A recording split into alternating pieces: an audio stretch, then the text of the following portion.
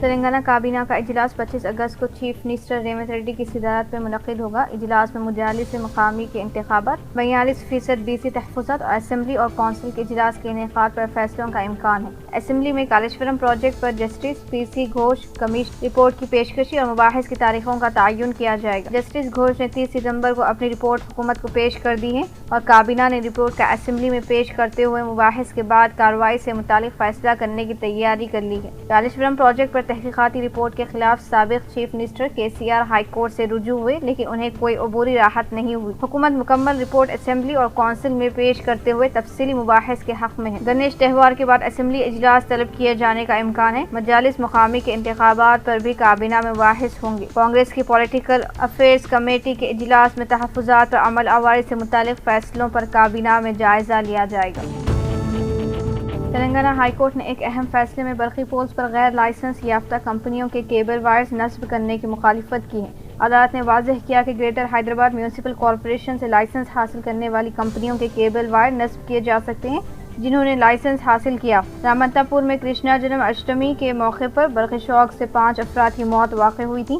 اس واقعے کے بعد حکومت نے برقی کھمبوں سے ہنگامی طور پر کیبل وائرز کو نکالنے کی ہدایت دی۔ بھارتی ایئرٹیل نے حکومت کے فیصلے کو عدالت میں چیلنج کیا۔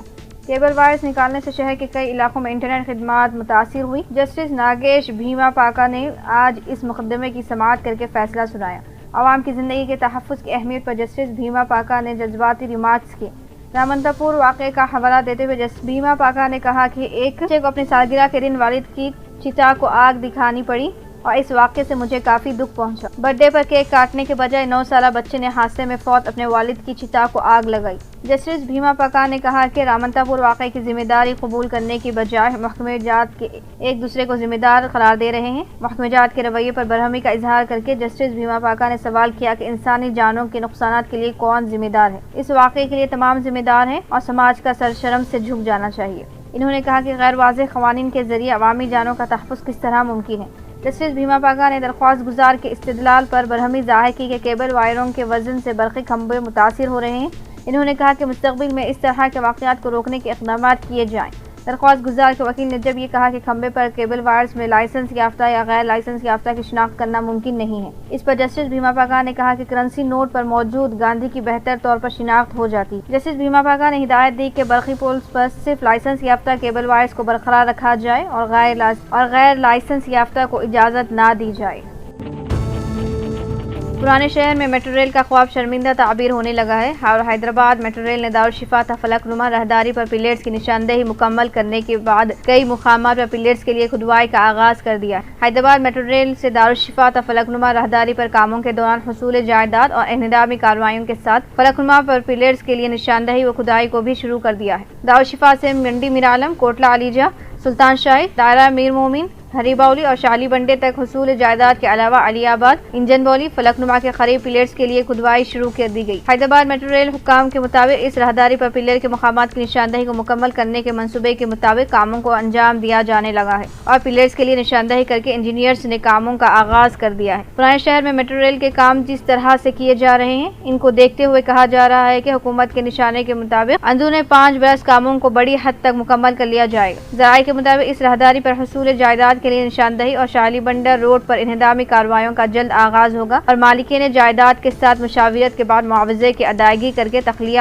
کا عمل بھی شروع ہو جائے گا۔ ذرائع کے مطابق اس راہداری پر کاموں کے دوران ٹریفک مسائل سے نمٹنے منصوبے کے تحت راہدار کی ابتدا اور اختتامی دونوں ہی مقامات پر کاموں کو شروع کر دیا گیا تاکہ مصروف سڑک پر راہگیروں کے مسائل کو کم کیا جا سکے۔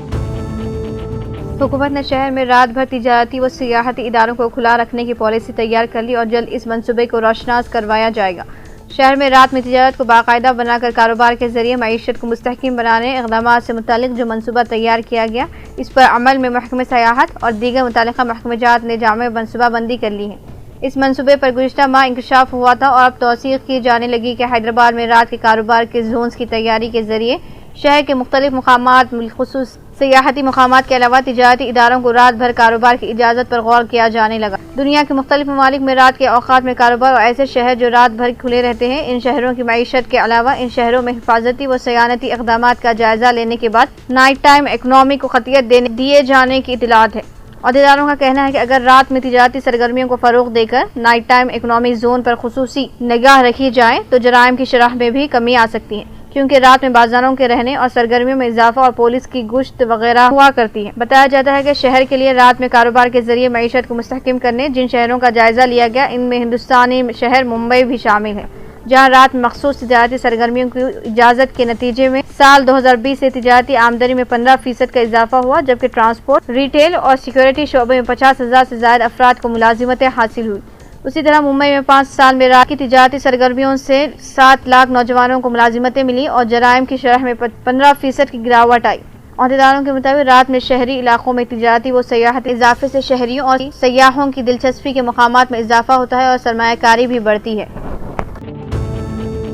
مولانا آزاد نیشنل اردو یونیورسٹی مانو کے centre for distance and on line education CDOE کی جانب سے BEd اور MBA پروگرام سے مداخلوں کے لیے آخری تاریخ میں 17 ستمبر تک توسیع کی گئی اور انٹرنس 28 ستمبر کو منعقد کیا جائے گا۔ فاصلاتی تعلیم میں UG، PG، ڈپلومہ اور سرٹیفکیٹ پروگرامز میں بھی داخلے 13 اکتوبر تک کھلے ہیں اور ایڈمیشن فیس ادا کرنے کی تاریخ 15 اکتوبر ہے۔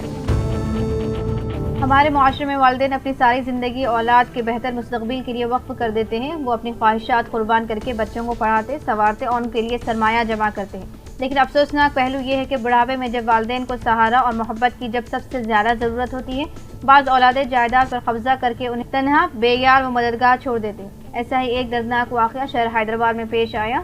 اطلاعات کے مطابق آصف نگر کے علاقے مراد نگر میں رہنے والے سید احمد علی 3 بیٹیاں ہیں۔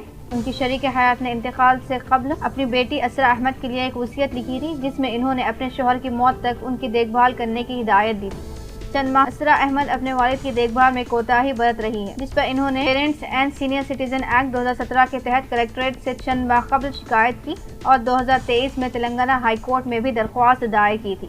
اس وقت کے کلکٹر حیدرآباد انودیپ نے احمد علی کو سہارا دینے کا ان کی دختر کو حکم دیا، باوجود اس کے بیٹی نے اپنے باپ کو گھر میں داخل ہونے کی اجازت نہیں دے رہی، جس پر وہ دوبارہ کلکٹر سے رجوع ہوئے۔ موجودہ کلکٹر حیدرآباد ہری چندا نے آصف نگر کے تحصیلدار جیوتی کو ہدایت دی کہ وہ گھر بزرگ شہری کو مکان حوالے کر دے۔ تحصیلدار پولیس کے ساتھ گھر کو پہنچی۔ بیٹی نے تقریباً 3 گھنٹوں تک بحث کے بعد اذاق کو توڑتے ہوئے گھر احمد علی کے حوالے کر دیا، جس پر احمد علی نے عہدیداروں سے اظہار تشکر کیا۔ یہ واقعہ معاشرتی زوال اور والدین کی خدمت سے غفلت کے رجحان پر ایک سنگین سوالیہ نشان ہے۔ اسلامی تعلیمات اور اخلاقی اقدار میں والدین کی خدمت کو سب سے بڑی نیکی قرار دیا گیا ہے۔ جائیداد اور دولت عارضی ہے، لیکن والدین کی دعائیں ہی انسان کی اصل دولت ہے۔ تنظیم علماء و حفاظ نظام آباد کے دفتر میں ایک اجلاس منعقد ہوا، جس میں کانگریس کے MLC و ایڈیٹر روزنامہ سیاست جناب عامر علی خان نے شرکت کی۔ علماء کرام نے تلنگانہ کابینہ میں مسلمانوں کو نمائندگی نہ دینے پر شدید تشویش ظاہر کی اور کہا کہ نظام آباد میں کانگریس کو 50,000 سے زائد ووٹ دلوانے کے باوجود مسلمانوں کو نظر انداز کیا جا رہا ہے۔ شرکاء نے واضح کیا کہ مسلمانوں نے ہمیشہ کانگریس کا ساتھ دیا، تحریک آزادی میں بھی قربانیاں دی، لیکن آج انہیں محض ووٹ بینک سمجھا جا رہا ہے، جو ناقابل قبول ہے۔ علماء نے ائمہ مؤذنین کے اعزازیہ کی فوری اجرائی، اس پر عائد شرائط کے خاتمے اور کنٹیشور کے حضرت کمال شاہ بیابانی مسجد کی خستہ حالت پر وقف بورڈ کی لاپرواہی کے خلاف سخت احتجاج کیا۔ انہوں نے خبردار کیا کہ اگر مسلمانوں کو مسلسل نظر انداز کیا گیا تو کانگریس کو سیاسی نقصان اٹھانا پڑے گا۔ عامر علی خان نے یقین دلایا کہ وہ ان مطالبات اور تشویشات کو راہل گاندھی، ملکاراجن کھڑگے اور سونیا گاندھی تک پہنچائیں گے۔